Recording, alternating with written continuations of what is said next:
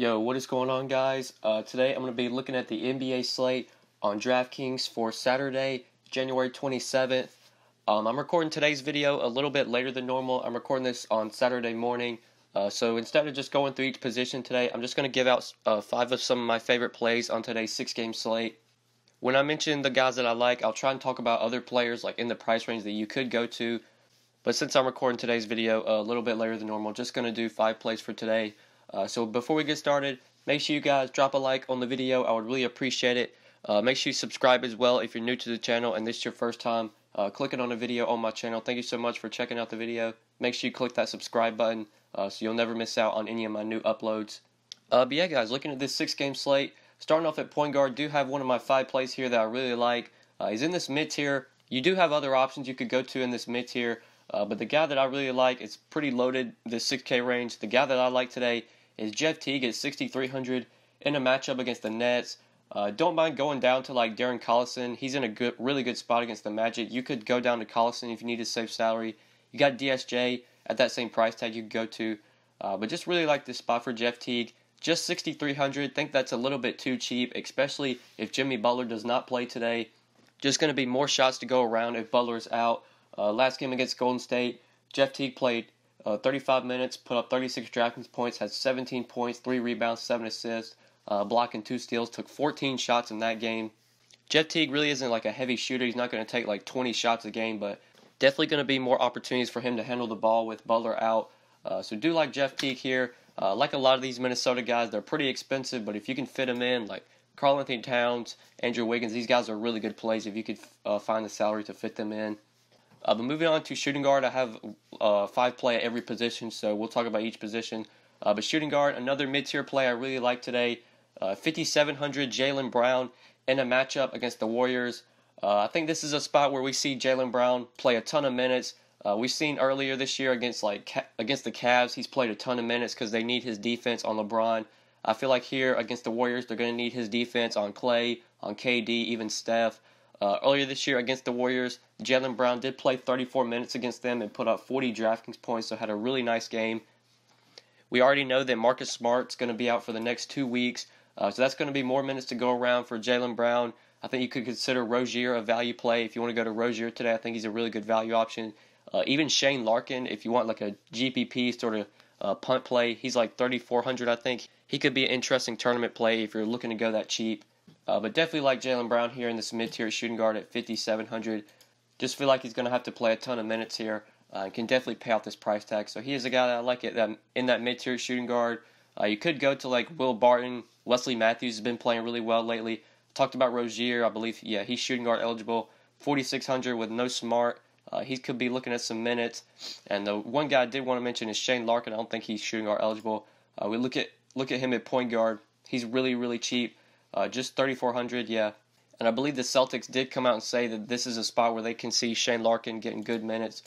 Could be an interesting tournament play. Did play 23 minutes their last game. 23 minutes against the Sixers. No Smart. More minutes to go around.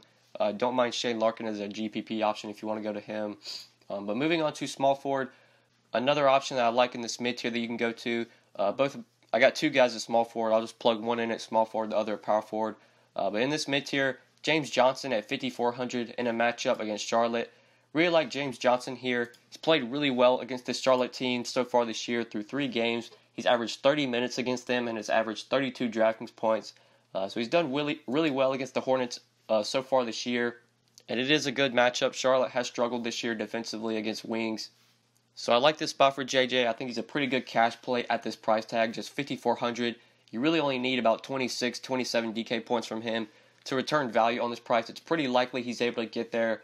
And he does have good upside as well. He can get you 40, 45 DK points and really get tournament value on this price. So at 5,400, that mid-tier small forward, James Johnson is our guy that I really like there. If we look back at small forward, there are definitely other plays you can go to. Not sure if I want to pay up for KD on this slate, but like Aaron Gordon, Wiggins, I think those are guys worth paying up for today. You could go to like Otto Porter, Fournier, Richardson, but if I'm going to pay that much, I think I'd rather just get up to Gordon or Wiggins.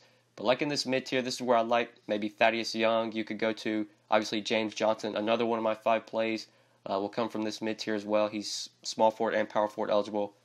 You could obviously go down to Bielitsa if you need to save some salary. If Butler is out again, Bielitsa makes a lot of sense as a value option.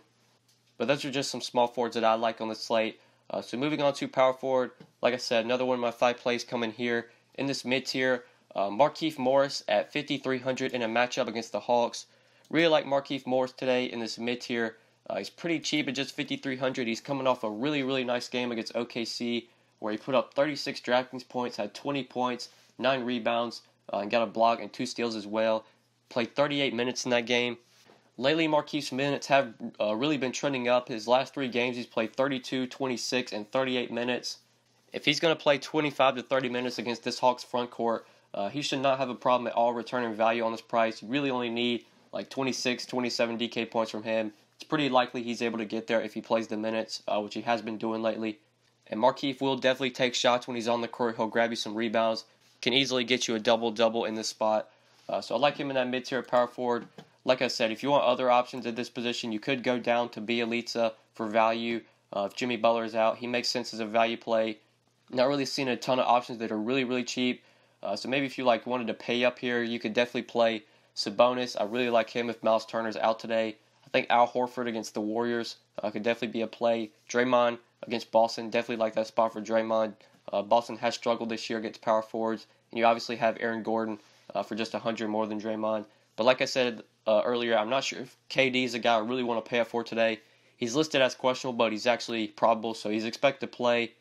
Obviously, if we get some breaking news that KD is not going to play, then that makes Steph a really interesting option.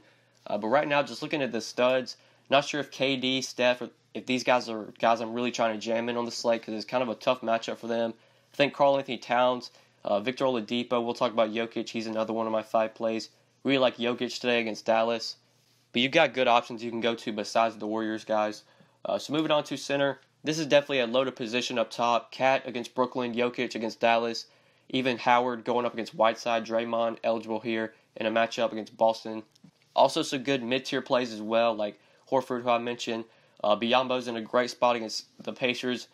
Biyombo's minutes definitely been a little inconsistent lately, and the production for him's been a little inconsistent. Did have had a really nice game against Minnesota, putting up 45, but after that, 21, 10, 23 DraftKings points. But this is definitely a great matchup. We saw yesterday Tristan Thompson double-double in 30 minutes against this team. The Pacers have just been getting torched this year by centers. Don't mind Biyombo in that mid-tier. I think I prefer Sabonis.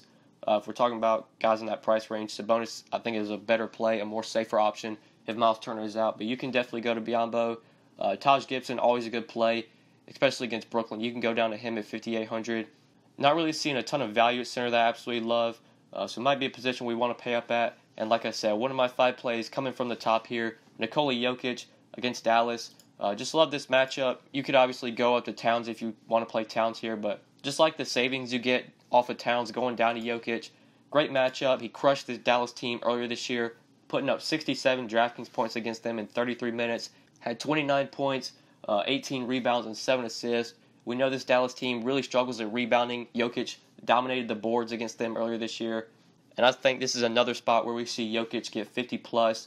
Really return value on this price. He's been consistent lately, been giving you 40 or more DraftKings points in 3 straight games. And we know Jokic is always a great tournament play because this guy has so much upside. So love paying up for him on this slate. I think he's one of my favorite studs, him and Karl-Anthony Towns. 2 guys I really want to jam in on this slate. Just like I said earlier, not sure if I want to go to the Warriors studs just because it's not the best matchup for them. And same on the other side with Boston. I'm not sure if I want to play Kyrie here, even though it could be a really interesting tournament spot for him. We know Golden State plays such good defense. I think the guys like Jaylen Brown, Rozier are the guys you definitely want to target in that Warriors-Celtics game. But I think that's pretty much it for this slate, guys. These are my 5 plays for today. 5 guys that I really like. Jeff Teague, Jaylen Brown, James Johnson, Markieff Morris, and Nikola Jokic. If you guys have any questions about this slate, feel free to hit me up on Twitter at the DFS_GOAT. Just leave a comment down below if you have any questions. If you don't have a Twitter, I'll try and get back to your comment as soon as I can. But yeah, guys, hopefully you enjoyed the video. Make sure you drop a like if you did. Make sure you subscribe as well. Not sure if I'm going to have a video out for Sunday slate. I'll try and get a video out for it, but definitely not sure. But anyways, guys, good luck today on the slate, and we'll see you in the next video. Peace. Whoa, whoa. whoa, whoa, whoa, whoa, whoa, whoa, whoa. Yeah, she shaking fast. Yeah, she dropping slow. Huh? What? Yeah, neck on fro. Whoa, whoa, whoa, whoa, whoa, whoa, whoa.